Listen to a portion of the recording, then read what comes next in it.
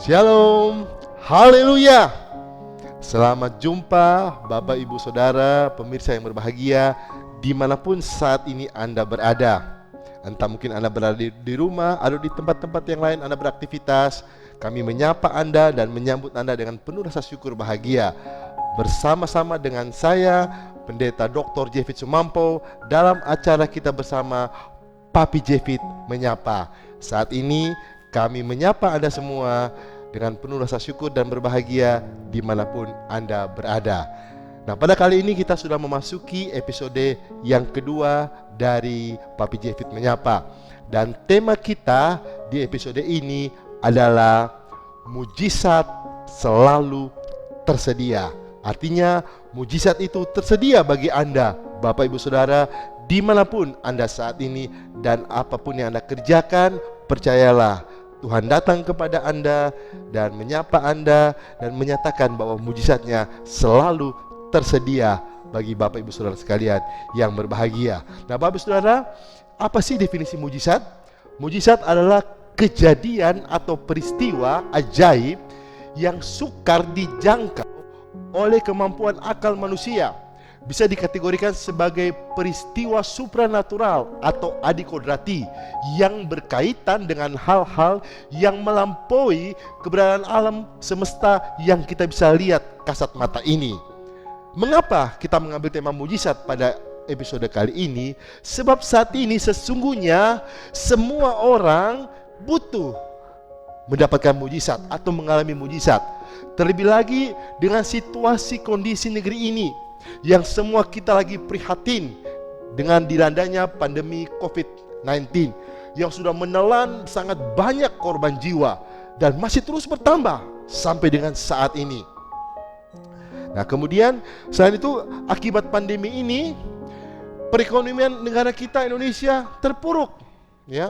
Daya beli menurun, sementara harga barang justru bertambah naik, sehingga keadaan masyarakat semakin memprihatinkan. Banyak perusahaan yang tutup, baik tutup sementara ataupun dia tutup selamanya alias bangkrut, ya kan? Akibatnya banyak karyawan atau pegawai yang terpaksa dirumahkan untuk sementara, tapi juga ada yang dirumahkan untuk seterusnya atau di PHK, dipecat. Dan ini berimbas pada pengangguran yang terus bertambah banyak. Banyak orang yang bertambah susah, banyak orang yang bertambah kelaparan, harga barang-barang bertambah mahal, dan banyak lagi keadaan yang mengenaskan. Karena itulah saat ini, ya, setiap orang butuh mujizat supaya terjadi dalam hidupnya, terjadi dalam keluarganya, bagi orang-orang yang dia kasihi, agar ia bisa terluputkan dari semua musibah, semua keprihatinan yang saya sebutkan tadi. Sebab sepertinya hanya mujizatlah satu-satunya yang sanggup menyelamatkan mereka atas semua problem yang mereka hadapi hari-hari ini.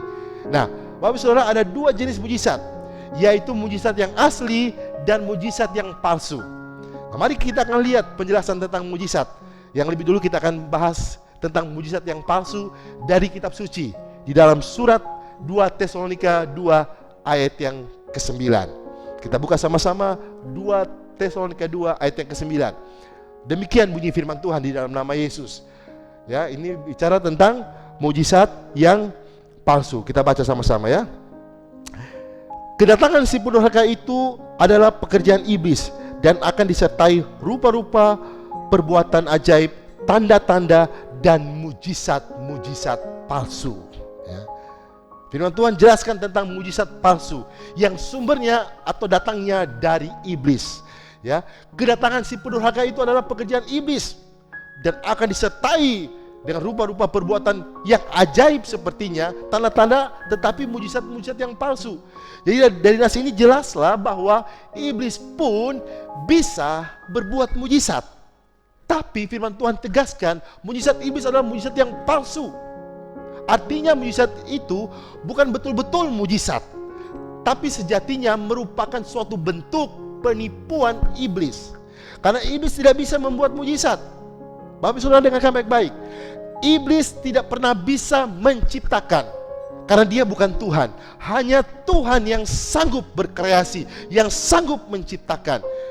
Dan memalsukan ciptaan Tuhan itu, itulah keahliannya iblis, termaksud memalsukan mujizat. Nah, mujizat palsu iblis itu menuntut suatu tumbal, dan biasanya adalah tumbalnya nyawa manusia untuk binasa bersama-sama dengan dia kelak.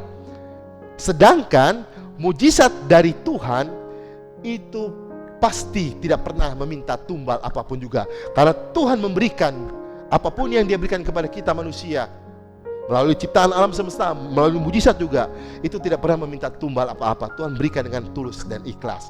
Nah, bagaimana supaya mujizat Tuhan itu bisa kita alami, bisa keluarga kita alami, bisa orang-orang yang kita kasih alami, bisa perusahaan yang kita bangun, bisa mengalami pekerjaan yang kita bina, kita rintis, karir, bisa kita alami mujizat, ya. Nah, bagaimana? Kita akan lihat dari kebenaran firman Tuhan. Mujizat yang kedua, yaitu mujizat yang sejati, mujizat yang asli, yang datangnya dari surga, dari Bapa kita yang maha baik, Tuhan Yesus. Kita baca dalam surat Ibrani 2 pasal yang keempat, ya. Ibrani 2 pasal yang keempat.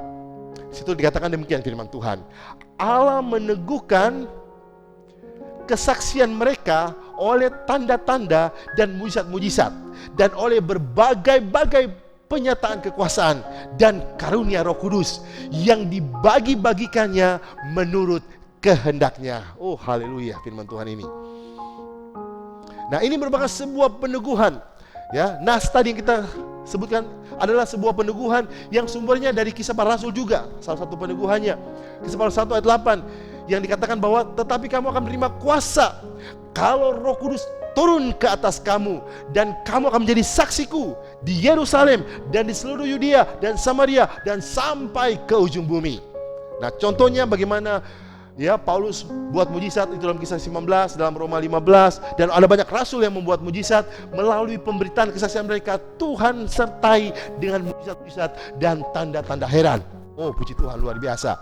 Nah, ini kita akan lihat, ya, tentang mujizat ini. Ada dua pengalaman mujizat bagi setiap orang yang percaya Tuhan, ya. Ada dua pengalaman mujizat. Mari katakan dalam iman, ada dua pengalaman mujizat. Haleluya. Yang pertama kita akan lihat mujizat selama hidup, ya. Apa itu mujizat selama hidup? Mujizat selama hidup yaitu mujizat yang kita alami selama kita hidup di dunia ini, ya, selama kita bernafas di dalam dunia ini. Mujizat yang kita jalani selama kehidupan kita. Contohnya, kita disembuhkan dari sakit, itu mujizat.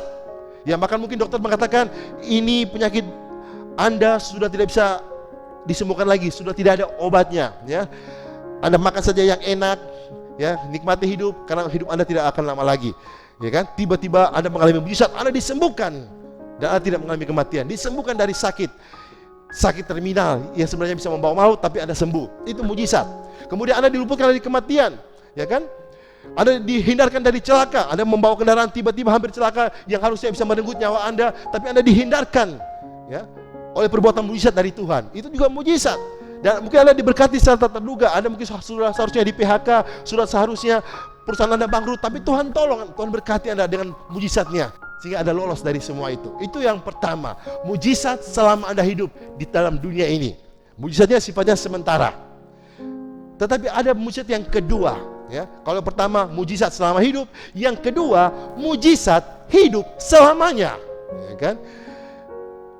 Ini mujizat yang bersifat kekal, ini mujizat yang abadi, yaitu mujizat yang Bapak Ibu Saudara terima, yang Anda alami ketika Anda satu saat tiba saatnya berpindah dari kehidupan dunia yang fana ini, Anda masuk dalam kehidupan yang kekal, keabadian di sorga, ya kan? Ini hidup untuk selamanya, hidup masuk surga. Itu mujizat yang terbesar dari semua mujizat yang ada. Nah, bagaimana supaya Anda bisa mengalami kedua mujizat itu? Yang pertama mujizat selama Anda hidup, dan kedua mujizat hidup selamanya. Ada kunci untuk Anda mendapat mujizat itu, yaitu, ya, ada 4 langkah yang harus Anda tempuh. Ada 4 langkah yang harus Anda lewati, yang harus Anda kerjakan dengan sungguh-sungguh dan penuh iman percaya. Dengarkan baik-baik firman Tuhan ini supaya jangan ada yang gugur saat Anda mendengarkannya. Pertama, langkah yang pertama, yaitu Anda harus, Bapak Ibu Saudara, beriman kepada Yesus Kristus, bahwa Dialah saja Tuhan dan Juru Selamatmu secara pribadi, tidak ada yang lain, ya. Terima Dia di dalam hidupmu, untuk Dia memerintah dalam hidupmu sebagai Tuhan, dan untuk engkau meyakini Juru selamat selama-lamanya untuk hidup Bapak Saudara. Sebab Yesus Kristus adalah firman Tuhan yang turun ke bumi, yang menyatakan dirinya kepada Anda supaya Anda percaya kepada Dia. Dia adalah penciptamu. Dia bisa menciptakan engkau menjadi ciptaan yang baru sehingga engkau bisa mengalami mujizat, ya, baik selama hidup maupun untuk hidup selamanya. Beriman, langkah yang pertama pada Yesus Kristus sebagai Tuhan dan Juru Selamat Anda secara pribadi. Langkah yang kedua, ya, setelah Anda beriman, Anda berdoa sungguh-sungguh. Berdoa hanya kepada Yesus saja, tidak ada yang kepada yang lain. Jangan berharap kepada manusia. Terkutuklah orang yang mengalahkan manusia, diberkatilah orang yang mengalahkan Tuhan. Kata firman Tuhan. Berdoa kepada Dia, berharap dan percaya kepada Dia bahwa pertolongan kita hanya di dalam nama Yesus saja. Tidak ada nama yang lain yang di bawah kolong langit ini yang kepadanya diberikan kepada kita untuk kita percaya, berharap dan diselamatkan dan ditolong. Langkah yang kedua, berdoa. Langkah yang ketiga, bertindak. Apa yang harus Anda lakukan? Tidak cukup berdoa, beriman dan berdoa, tapi harus bertindak. Ya, ora et labora, berdoa dan bertindak dan bekerja. Apa yang harus Anda lakukan? Yaitu Anda berjalan dalam iman sesuai apa yang engkau percaya bahwa Yesuslah penolong Anda satu-satunya, Juru Selamat Anda, tidak ada yang lain. Berjalan dalam iman, bertindak, ya kan? Bertindak dong. Di tengah-tengah kesulitan, keprihatinan, Anda percaya Tuhan pasti menolong. Engkau berdoa, kemudian engkau bertindak. Sebagai seorang pengusaha, engkau berkreasi. Cari bagaimana caranya supaya perusahaan Anda jangan sampai dalam keadaan yang bangkrut, ya. Berkreasi, ciptakan pasar yang baru. Masuk di dunia media sosial, ciptakan pasar di dunia online. Karena sekarang pasar tradisional sudah pelan-pelan ditinggalkan. Masuk di pasar, ya, pasar di dunia maya supaya seluruh dunia bisa mengenal produk Anda. Itu bertindak. Kalau engkau seorang karyawan, misalnya engkau mungkin dirumahkan saat ini, mari engkau bertindak, berkreasi, ya, perbanyak hal-hal yang bisa memberkati kehidupanmu, melayani Tuhan, atau engkau berkreasi dalam hal-hal yang lain. Silakan bertindak apapun yang engkau berbuat, ya, supaya engkau berjalan dalam imanmu, engkau melakukan yang terbaik. Tuhan pasti akan berikan hikmat kepada engkau. Dan yang keempat, yang terakhir, ya, setelah engkau beriman, berdoa, bertindak, yang keempat, engkau bersaksi. Saksikan kepada dunia, saksikan kepada keluargamu, kepada sahabatmu bahwa Yesuslah Tuhan Juru Selamat. Yesuslah yang sanggup menolong. Yesuslah yang sanggup meluputkan engkau dari pandemi COVID-19, dari keterpurukan ekonomi, dari kesulitan keuangan, dari banyak hal dalam kehidupanmu. Yesuslah yang sanggup menolong mereka, menolong keluargamu, menolong sahabatmu, menolong semua orang, menolong jemaat Tuhan.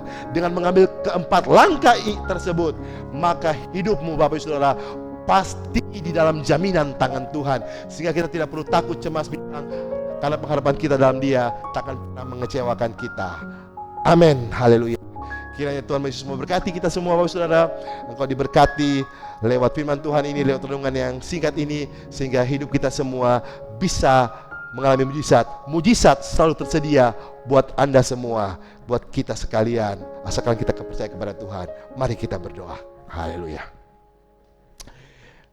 Terpujilah Engkau ya Bapa di surga. Terima kasih Tuhan. Lewat acara Papi Jefit menyapa ini, kami bisa merenungkan firman-Mu bahwa mujizat selalu tersedia bagi semua orang yang percaya kepada Engkau. Mujizat yang kekal, yang abadi, baik mujizat selama kami hidup maupun mujizat hidup untuk selama-lamanya. Melalui kami beriman, percaya kepada Engkau sebagai Tuhan dan Juru Selamat secara pribadi, dan kami berdoa hanya berharap percaya kepada Engkau yang sanggup menolong, menyelamatkan, melindungi dan meluputkan. Dan kami bertindak, kami berkreasi, kami melakukan sesuatu yang hikmat Tuhan menuntun kami. Apapun yang bisa kami kerjakan, dan kami bersaksi memuliakan Engkau, menyatakan Engkau kepada dunia, sehingga dunia pun mengalami pertolongan seperti yang sudah kami alami. Terima kasih Tuhan Yesus, kami mengucap syukur biarlah firman-Mu ini menjadi berkat bagi kami semua. Dalam nama Tuhan Yesus Kristus kami bersyukur dan berdoa. Haleluya, haleluya, amin. Tuhan Yesus memberkati kita semua. Shalom. Sampai jumpa episode berikutnya. Haleluya.